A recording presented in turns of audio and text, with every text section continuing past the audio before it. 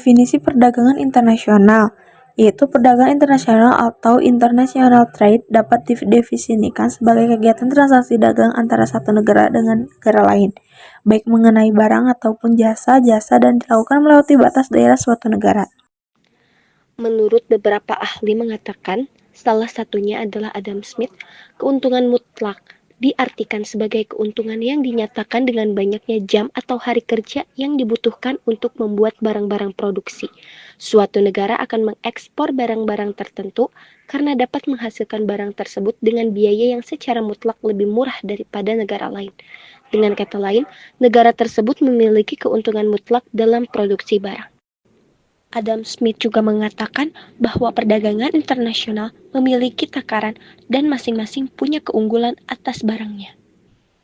Contohnya di tabel keunggulan mutlak menurut Adam Smith, di sini ada 2 perbandingan dari barang atau hari, kursi rotan, dan kalkulator.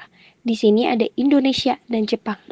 Indonesia hasil kursi rotannya bisa menghasilkan 40 sedangkan Jepang 20. Di sini berarti Indonesia lebih unggul daripada Jepang untuk membuat kursi rotan. Nah, berbanding terbalik dengan kalkulator, Jepang lebih unggul dari Indonesia karena Jepang bisa menghasilkan 20 sedangkan Indonesia adalah 8. Jadi Adam Smith ini mengemukakan bahwa produksi barang itu di perdagangan internasional bisa dilihat dari jumlahnya dan juga bisa melihat dari takaran dan masing-masingnya mempunyai keunggulan. Ada ahli lainnya yaitu David Ricardo mengemukakan bahwa perdagangan internasional terjadi bila ada perbedaan keunggulan komparatif antar negara. Ia berpendapat bahwa keunggulan ini akan tercapai jika suatu negara mampu memproduksi barang dan jasa lebih banyak dengan biaya lebih murah daripada negara lain. Bisa dilihat dari tabel keuntungan mutlak. Jika ada faktor-faktor lain yang menurut David Ricardo ini harus dipertimbangkan. Contohnya, jika kursi rotan Indonesia ini 40 produksi, tetapi memiliki biaya yang dibuatnya adalah 100 juta dan Jepang hanya menghasilkan 20 tetapi pengeluaran harganya hanya 10 juta. Nah, ini tuh menurut David Ricardo adalah salah satu keunggulan yang harus bisa dipertimbangkan. Jadi, perdagangan internasional ini tuh bisa dilihat dari beberapa faktor lainnya. Tak hanya dari banyak, tetapi juga bisa dilihat dari biaya pengeluaran dari produksi atau barang tersebut. Selanjutnya, ada asumsi yang digunakan kaum klasik dalam pemahaman perdagangan internasional, di mana asumsi ini adalah menjadi dasar berlakunya teori yang kita pelajari. Yang pertama, ada 2 barang dan 2 negara, artinya di dunia ini hanya ada 2 negara dan 2 jenis produk yang dihasilkan.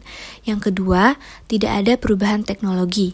Yang ketiga, teori nilai atas dasar tenaga kerja, yang berarti nilai suatu produk diukur dengan banyaknya tenaga kerja yang digunakan untuk menghasilkan suatu produk.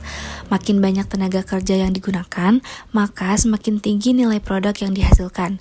Ini disebut sebagai labor theory of value. Yang keempat, ada ongkos produksi dianggap konstan. Artinya, negara dapat dikatakan unggul karena dapat menghasilkan produk dengan biaya yang lebih rendah daripada negara yang lain.